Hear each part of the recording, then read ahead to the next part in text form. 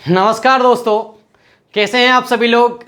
भाई जैसे आप सभी जानते हैं कि हमारी मध्य प्रदेश की जो एक सीरीज चली आ रही है, जिसमें अभी हमारा जो टॉपिक चल रहा है वो आपका मध्य प्रदेश में प्रमुख जाति और जनजाति।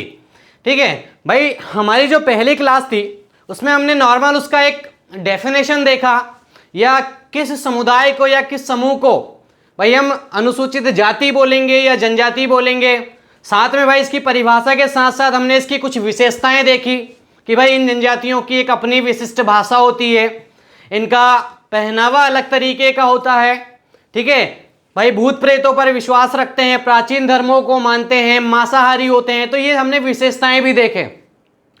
फिर हमने भाई इनका संवैधानिक प्रावधान देखा कि हमारा जो संविधान है उसमें किस तरीके का इनका प्रावधान है, उनमें इसकी परिभाषा क्या दी गई है, या राष्ट्रपति अधिसूचना जारी करेगा किस आर्टिकल के अंतर्गत करेगा, या जनजाति से संबंधित पावर किसके पास है।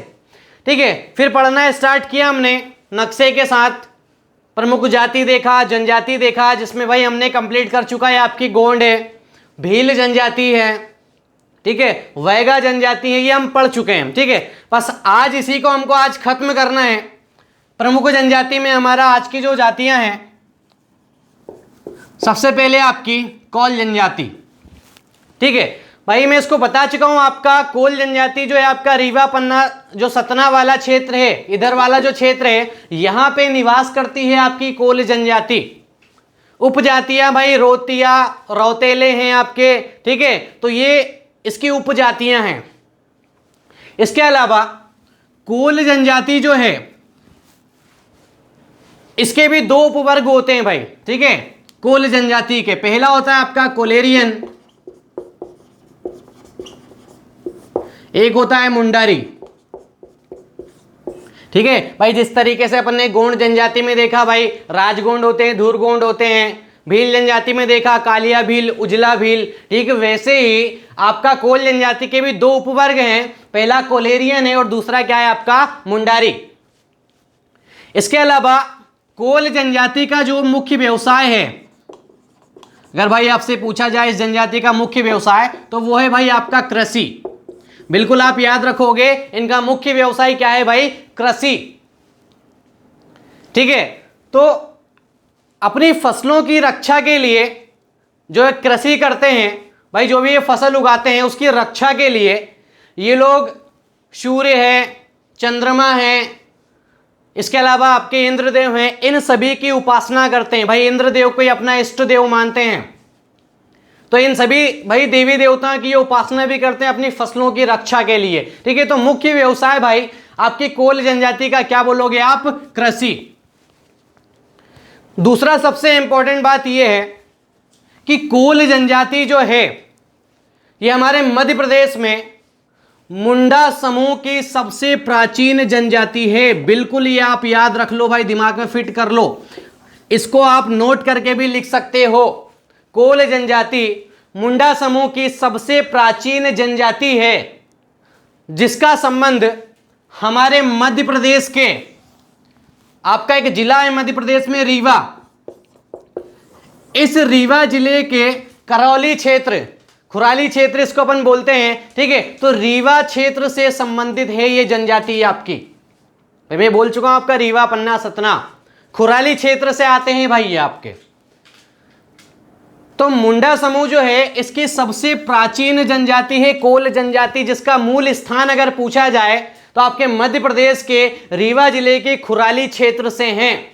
और इतनी प्राचीन जनजाति है कोल कि इसका वर्णन आपके ऋग्वेद में मिलेगा, इसी का वर्णन मत्स्य पुराण में मिलेगा, इसी का वर्णन रामायण में मिलेगा, इसी का वर्णन महाभारत में भी मिलता है। सोच लो, जितने भी आपके प्राचीन धार्मिक ग्रंथ हैं, जो धर्म ग्रंथ हैं, सभी में इसका वर्णन उपलब्ध है। अब उठा के देखो, ऋग्वेद है, मत्स्य पुराण है, महाभारत है, रामायण, इन सभी में इस जनजाति का वर्णन मिलता है, कोल जनजाति का। इतनी प्राचीन जनजाति है भाई, ये अपना संबंध सबरी से बताते हैं भाई, सबरी के साथ अपना संबंध बताते हैं ये जनजाति वाले लोग। जानते हो ना सबरी भाई, आपके जो राम भगवान जब वनवास के समय जाते हैं तो बेर याद होगा आपको, झूठे बेर, ठीक है, तो अपना संबंध ये सबरी से बताते हैं भाई कोल जनजाति वाले, मतलब काफी प्राचीन जनजाति है भाई आपकी मुंडा समी की कोल, तो इसको बिल्कुल याद रखना है आपको। इसके अलावा इनकी जो पंचायत होती है कोल जनजाति की वो कहलाती कोहिया पंचायत। इनकी पंचायत को कोहिया पंचायत कहते हैं और इनका जो आदिम लोक नृत्य है वो कहलाता है कोल दहका। भाई ये इनके लोक नृत्य का नाम है, आदिम नृत्य है ये इनका कोल दहका। किस जनजाति का? कोल जनजाति का। और कोहिया इनकी पंचायत को कहा जाता है। महिलाएं शारीरिक साज सज्जा पर काफी ध्यान देती हैं भाई कोल जनजाति की। आपकी जो महिलाएं हैं भाई इस जनजाति की, ये शारीरिक सज्जा पे बहुत तेज तैयार होती हैं भाई, ठीक है, तो महिलाएं शारीरिक साज सज्जा पे भी काफी ध्यान देती हैं आपकी कोल जनजाति की। तो बिल्कुल आप ये याद रख लोगे आपकी कौन सी जनजाति? कोल जनजाति, ठीक है। इसके बाद है हमारी अगली जनजाति सहरिया,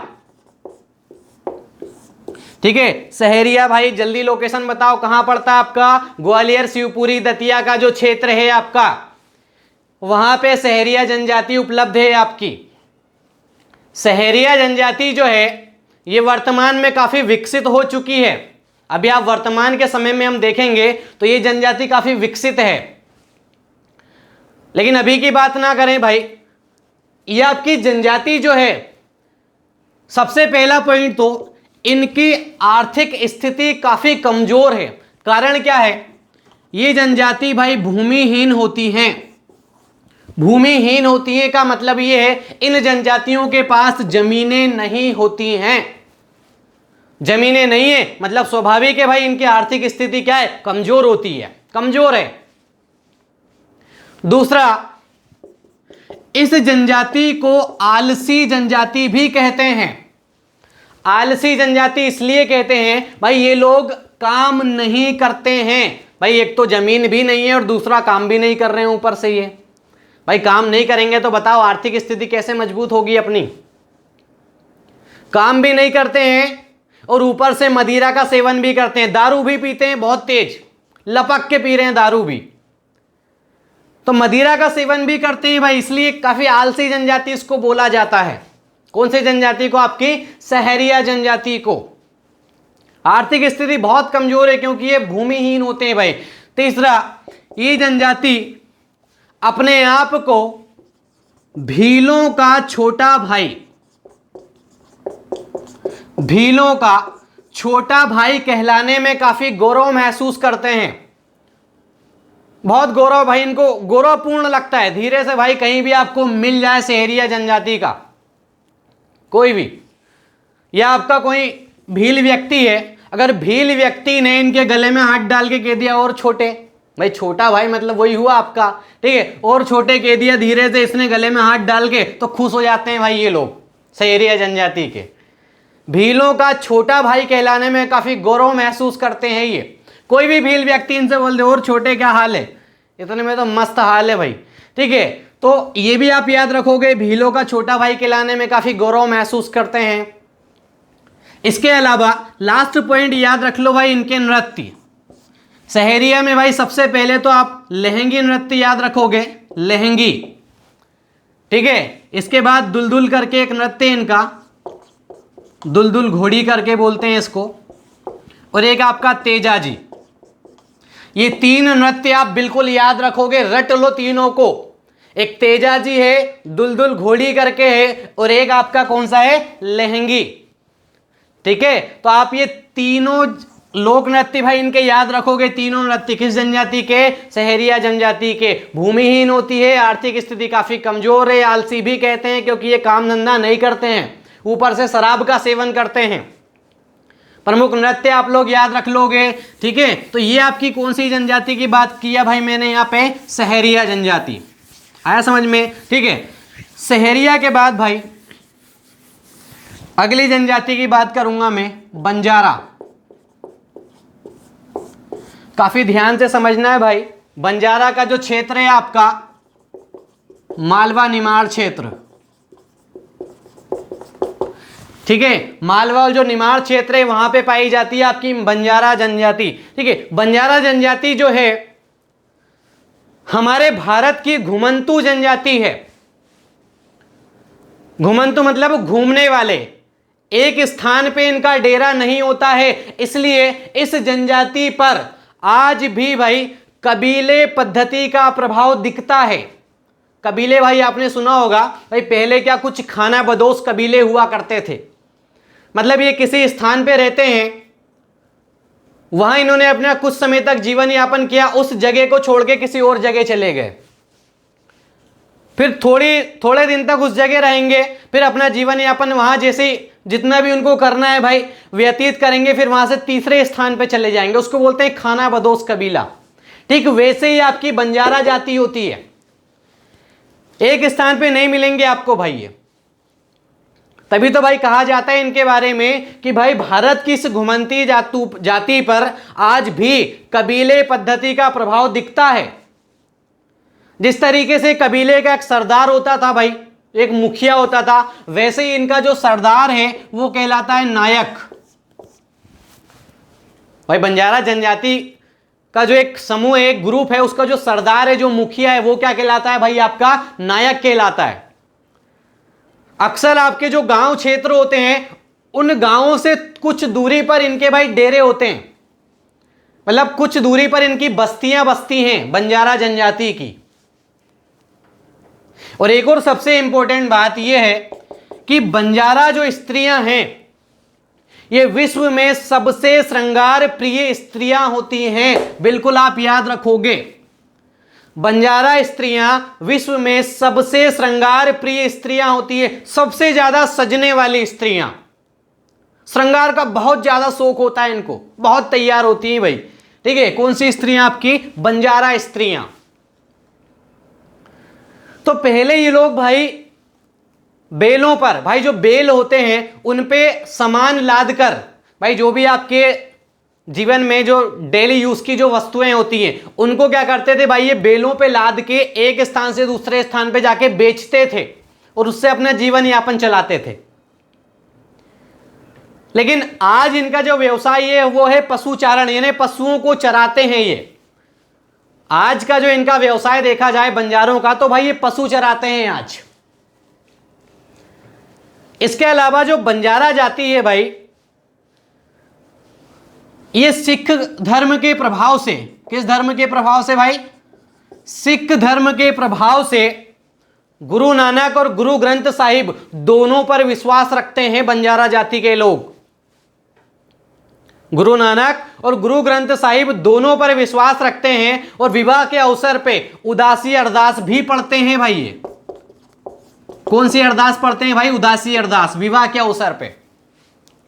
किस धर्म के प्रभाव में आकर? सिख धर्म। लेकिन आज के समय में मैं बात करूं तो बंजारा जनजाति सभी हिंदू देवी देवता, राम भगवान है, शंकर भगवान है, दुर्गा देवी, इन सभी की उपासना करते हैं आज के समय में बंजारा जनजाति के लोग।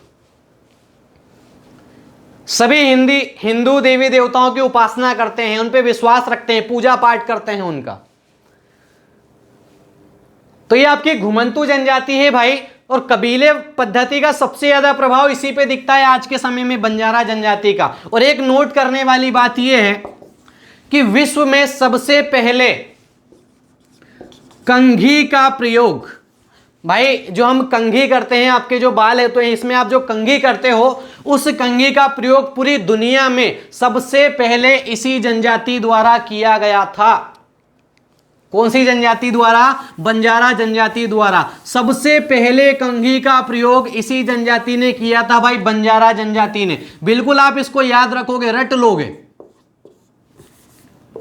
ठीक है, तो ये आपकी भाई बंजारा जनजाति थी अभी जो हमने पढ़ा। घुमंतू जनजाति है, कबीलाई पद्धति का असर दिखता है, पशु चरण इनका व्यवसाय होता है, पशुओं को चराते हैं, सभी हिंदू देवी देवताओं की उपासना करते हैं। ये सारा भाई इनका क्षेत्र याद रख लोगे। अगली जनजाति आपकी पनिका, क्षेत्र आप याद रखोगे, सीधी, सिंगरौली, शहडोल, इधर के क्षेत्रों में निवास करते हैं ये। आप मध्य प्रदेश का नक्शा उठा के देखोगे तो इधर के जो क्षेत्र हैं, सीधी, सिंगरौली, शहडोल है, इधर के क्षेत्रों में निवास करती है पनिका जनजाति। मुख्य व्यवसाय की अगर बात करूं मैं तो इनका जो मुख्य व्यवसाय है ये होता है भाई कृषि। मतलब जो मेन इनका बिजनेस है, जो व्यवसाय जो करते हैं ये लोग भाई क्या है, वो कृषि। इसलिए इनका जो भोजन है भाई, कृषि करते हैं तो भोजन क्या होगा भाई, यही आपका उड़द है, मक्का है, ज्वार है, चावल, तो ये सारे भाई इनके भोजन होते हैं। भाई मेन काम क्या है भाई, इनका मेन काम ही भाई कृषि है, तो स्वाभाविक है भाई भोजन भी उसी से संबंधित होगा आपका। धर्म की बात करें इनके, तो सभी हिंदू देवी देवताओं की उपासना करते हैं। जितने भी आपके हिंदू देवी देवता हैं सभी की उपासना करते हैं आपके पनिका जनजाति के लोग। ठीक है, तो पनिका जनजाति में बिल्कुल आप याद रख लोगे, क्षेत्र आप याद रख लेना। और एक है आपकी लास्ट जनजाति आपकी भारिया। क्षेत्र भाई बता चुका हूं मैं आपको, पातालकोट कहां पड़ता है आपका, छिंदवाड़ा। पातालकोट, छिंदवाड़ा और कुछ क्षेत्र जबलपुर का, वहां पे है आपकी भारिया जनजाति। भारिया जनजाति का अर्थ होता है ज्ञान का अभाव। भारिया का अर्थ ज्ञान का अभाव। इस जनजाति का जो अर्थ है, भारिया का शब्द का जो अर्थ है वो क्या है आपका, ज्ञान का अभाव। तो बिल्कुल आप याद रखना भाई, भारिया जनजाति, पातालकोट, छिंदवाड़ा, ज्ञान का अभाव, भाई इस जनजाति का ये जो शब्द है इसका अर्थ होता है। इसके अलावा सबसे मेन बात याद रखने का है भाई इनका भोजन। इनका भोजन होता है पेज। याद करो भाई, मैं पहले आपको बता चुका हूं वेगा जनजाति में बासी, बिहारी, पेज। ठीक है, पेज भाई जो है आपका दोपहर के समय में खाते हैं वो लोग, मोटे अनाज, ठीक है, खिचड़ी वगैरह। तो ठीक इनका भोजन है पेज। इसके अलावा महुआ, आम, इनके बीजों की रोटी भी बना के खाते हैं वर्षा ऋतु में। ये अभी भाई हमारी कौन सी ऋतु चल रही, वर्षा ऋतु, वर्षा है भाई, बारिश होती है। तो इस टाइम में जो भारिया जनजाति के लोग हैं भाई वो आम वगैरह इनके बीजों की रोटी बना के खाते हैं। ठीक है, इनके नृत्य में आप याद रखोगे हाड़म, सैतम, कर्मा, सैला, ये इनके प्रमुख नृत्य हैं भाई, बिल्कुल आप याद रखोगे। ठीक है, नृत्य में क्या क्या याद रखना है, हाड़म है, सैतम है, कर्मा है, सैला है, ये इनके नृत्य हैं। देवता में आप याद रख लो भाई, बूढ़ा देव,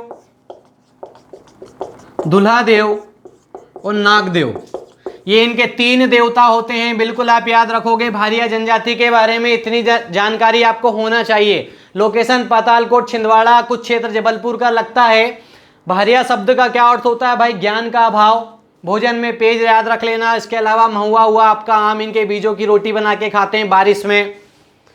फिर नृत्य में हाड़म, सैतम, कर्मा, ठीक है, सैला है। देवता में बूढ़ा देवता आपका, दूल्हा देवता। तो इतनी चीजें भाई आपको याद होनी चाहिए जनजाति से संबंधित। हमारे जितनी भी जनजाति हैं हम लगभग पूरी कवर कर चुके हैं। उरांव जनजाति है, मतलब 2-1 जनजाति बची है, तो उसको हम जब लोक नृत्य, लोकगीत, ठीक है, गायन शैली, बोलियां, ये हमारी अगली क्लासेस रहेंगी, तो वो क्लासेस में हम बाकी सब कंप्लीट करेंगे। ठीक है, तो भाई जितने भी आपके दोस्त मित्र हैं सभी को इस वीडियो को ज़्यादा से ज़्यादा शेयर करें, लाइक कमेंट करें। धन्यवाद।